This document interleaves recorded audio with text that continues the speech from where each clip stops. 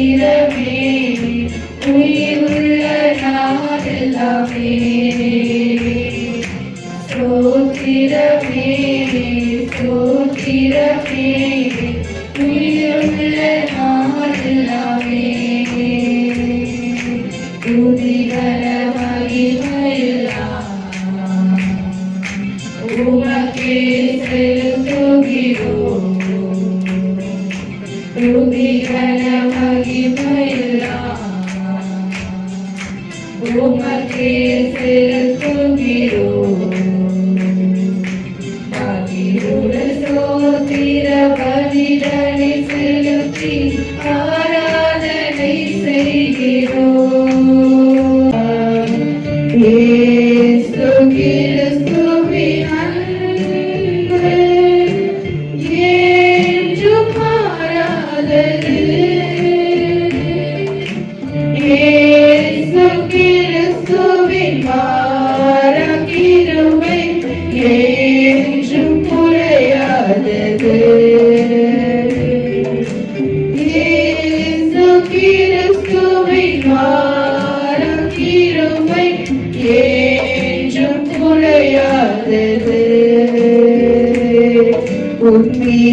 உன்மீறுதலுக்காய் இயேசு காயங்கள் பட்டார் உன் அக்கிரமங்களுக்காய் இயேசு நொறுக்கப்பட்டார் உன்மீறுதலுக்காய் இயேசு காயங்கள் பட்டார் உன் அக்கிரமங்களுக்காய் இயேசு நொறுக்கப்பட்டார் உனக்காகவே அடிகள் பட்டார் உன்னை உயர்த்த தன்னை தாழ்த்தினார் உனக்காகவே அடிகள் பட்டார் உன்னை உயர்த்த தன்னை தாழ்த்தினார் உன்னை உயர்த்த தன்னை தாழ்த்தினார் உயர்வன் கையில் களிமண் போல சித்தமல்ல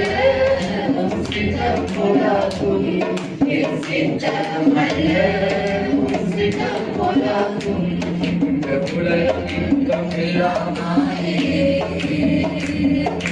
விருப்பப்படி என்னை மாற்றுமே இந்த உலகையில் எல்லாமாயே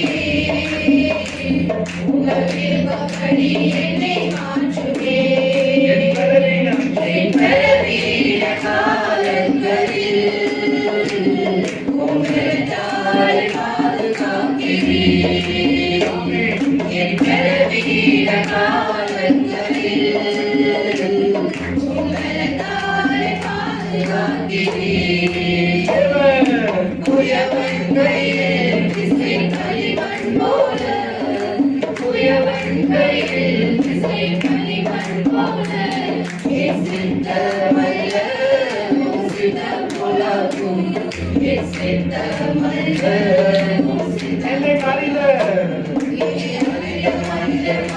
போகலாம்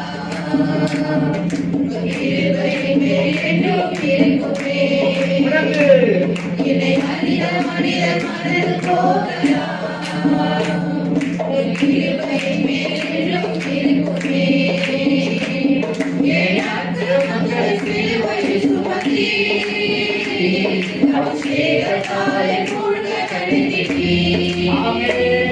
என் அக்கிரமங்கள் சிலுவையில் சுமத்தி அபிஷேகத்தாலே மூழ்க நடித்தீர் குயவன் கையில் திசை களிமண் போல குயவன் கையில் திசை களிமண் போல சித்தமல்ல சித்தம் போலாகும் சித்தமல்ல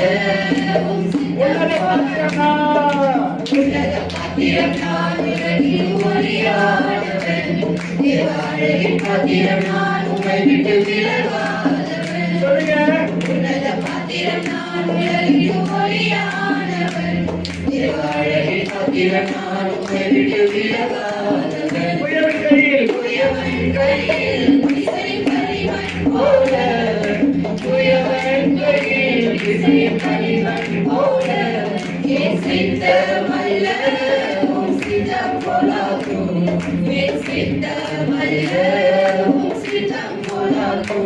சங்கீதம் 91 சங்கீதம் 3வது வசனத்தை வாசிக்கலாம்.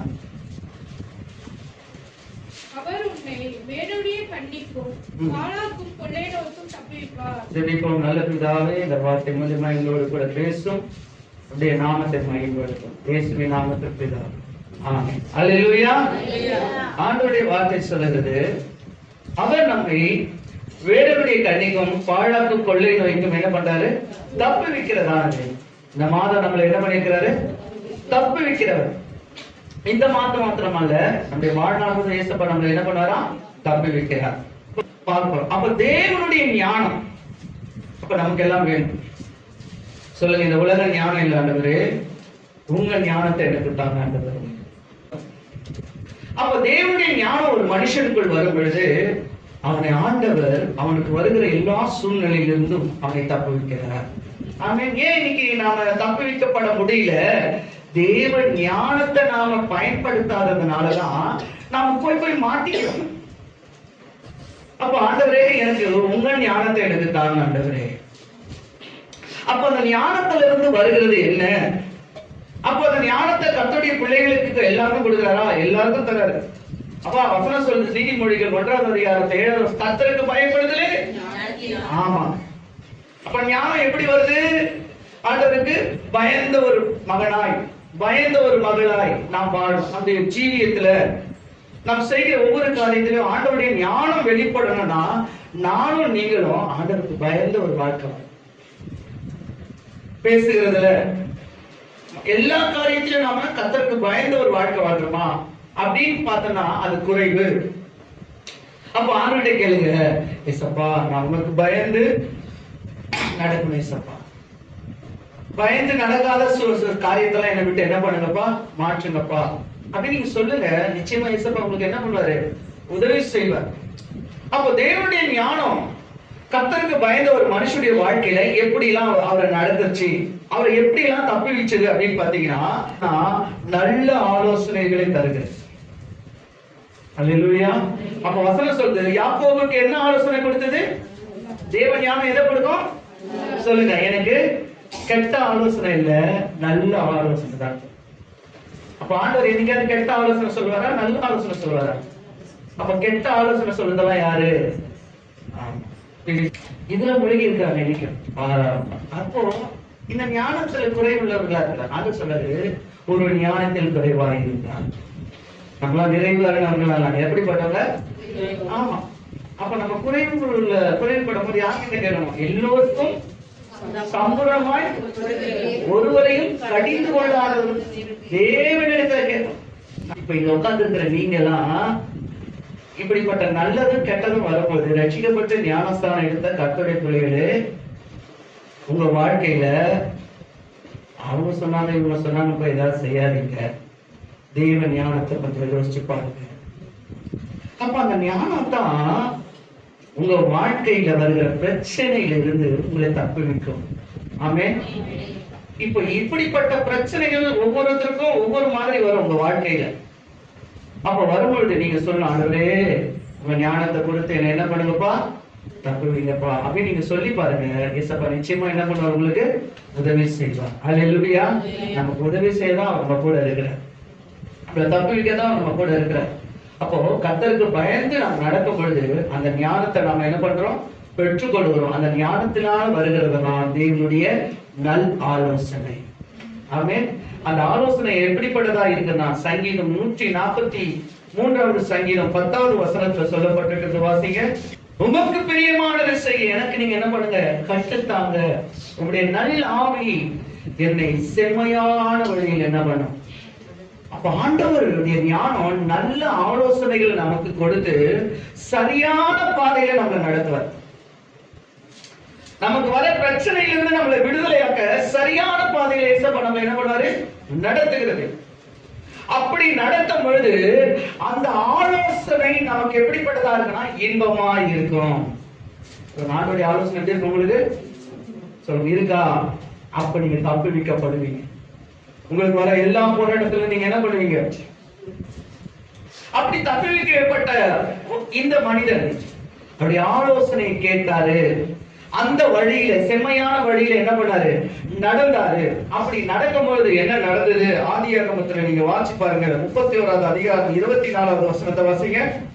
அன்று தேவன் சீரிய தேசப்பானாகிய லாபானுக்கு சொப்பனத்தில் தோன்றி, நீ யாக்கோபுடைய நன்மையே அன்றி தீமை ஒன்றும் பேசாதபடிக்கு எச்சரிக்கையாய் இரு என்றார். தேவனுடைய நல்ல ஆலோசனை தீமையை நன்மையாய் மாற்றும். வாழ்க்கையில யாராவது தீமை செய்கிறாங்களா? நீங்க நன்மை தானே செய்வீங்க. நன்மைக்கு தீமை செய்யறாங்களா? பயப்படாதீங்க. ஆண்டவருடைய ஞானம் உங்களுக்கு தீமை செய்யறவங்க மத்தியில அந்த தீமையை ஏசப்பா நன்மையா மாற்றுவார். அல்லேலூயா. ஒருவேளை உங்களுக்கு தீமையா கூடவே வந்து சில காரியங்களை செய்யற மாதிரி இருக்கலாம். ஆனா தேவனுடைய ஆலோசனைப்படி நீங்க நடந்தீங்கன்னா, யாக்கோபு எப்படி யார் ஆலோசனைப்படி நடந்தாரு? மதர் சொன்னாரு, நீ எழுதி எங்க போ? அப்பா வீட்டுக்கு போனாரு. அப்போ நடுவுல அவருக்கு ஒரு தீமை வந்தது, பிரச்சனை வருது. போற வழியிலே பிரச்சனை. ஆண்டவர் சொல்லிதான் சில நேரத்துல நம்ம செய்வோம். ஆண்டவர் சொல்லி செஞ்சா பிரச்சனை வருமா? வரும். அல்லேலூயா. சில பேர் நினைக்கிறாங்க, ஆண்டவர் சொல்லி நடந்தா பிரச்சனையே வராதுன்னு யார் சொல்லுது? இஸ்ரவேல் ஜனங்களை எகிப்துல இருந்து கொண்டு போகும்போது யாரும் சொன்னாரு? மோசே என்ன சொன்னாரு? நீ இந்த ஜனங்களை என்ன பண்ணு? ஈஸியா விட்டுட்டானா? பார்வன் விட்டானா? விடல. சரி, பார்வன் விட்டு 10 வாதைகளை அந்த அற்புதம் பார்த்து வெளியே வந்த உடனே செங்கல் விட்டுச்சா? விடல. செங்கல் விட்டு உள்ள போட்டு பின்னாடி திரும்பி என்ன பண்ணா? பார்வனுடைய ஆளுங்க துரத்திட்டு வந்தாங்க. ஆனா நல்லா கவனிச்சிங்க, தேவனுடைய ஆலோசனைய மோசே மாத்தல. பிரச்சனை இருந்தது. ஆனா இஸ்ரவேல் ஜனங்களை செம்மையான வழியில நடத்தினார். தீமையை நன்மையா மாற்றினார். எத்தனை பேர் உங்களுக்கு வாழ்க்கையிலே தீமையான காரியங்களை செய்தாலும் கர்த்தர் எல்லாத்தையும் உடைச்சு கொடு. அப்போ நானும் நீங்களும் செய்யறோம். அவருடைய ஆலோசனை என்ற அந்த ஞானத்தின் வழியில நானும் நீங்களும். செங்கடல் அடைக்கும், பார்வன் பின்னாடி துரத்திட்டு வருவான். நம்முடைய ஆசீர்வாதங்கள் தடைபடும், பலவீனங்கள் வரும், மாறா வரும், நிறைய காரியங்கள் வந்தது. ஆனா ஆண்டவர் அந்த இடத்துல அப்படி ஆலோசனைப்படி நடக்கும்போது எல்லா தீமையும் அந்த நன்மையாய் மாற்றுகிற தேவன் உங்க கூட என் கூட தான் இருக்க. நீங்க போற பாதை ஒரு தீமையான பாதை, ஒரு இருளான பாதை. அந்த இருளையும் கர்த்தர் எப்படி மாத்துவாரு? வெளிச்சமாய் மாற்றினார். இரவிலே அவர்களுக்கு எப்படிப்பட்டவரா இருந்தாரு? அக்னி ஸ்தம்பமாய். பகலிலே அவர்களுக்கு எப்படிப்பட்டவரா இருந்தாரு? மேகஸ்தம்பமாய். இது யாருக்கு நடக்கும்? தேவனுடைய ஆலோசனை. சில பேருக்கு எப்பவுமே பகலான குளிர்ச்சி வேலையா இருக்கும். குடு குடு குடு குடு குடு குடு குடு குடு இருக்கும். எப்படி இருக்கும்? மனுஷன் ஆலோசனை ஞானம் இருக்கும். குடு குடு குடு குடு குடு. தேவ ஆலோசனை அவங்களுக்கு எப்படி இருக்கும்? கடுப்பாகும். ஜபமா ஜபம் பார்த்தாலும் ஜபம், எப்ப பார்த்தாலும் கூட்டம். ஆலோசனை அவங்களுக்கு கூட்டம் 2 கூட்டம் உள்ளதான் வருது. ஆலோசனைய வேணான்னு சொன்ன கூட்டம் நடுவழியே செத்து போச்சு, காணான்குள்ள போல. ஆனா ஆலோசனைய ஏற்றுக்கொண்டு வந்த கூட்டம் தீமைய கர்த்தர் எப்படிப்பட்டதா மாத்தினாரு? நன்மையா மாற்றி காணான்குள்ள கொண்டு போயிட்டார். அல்லேலூயா.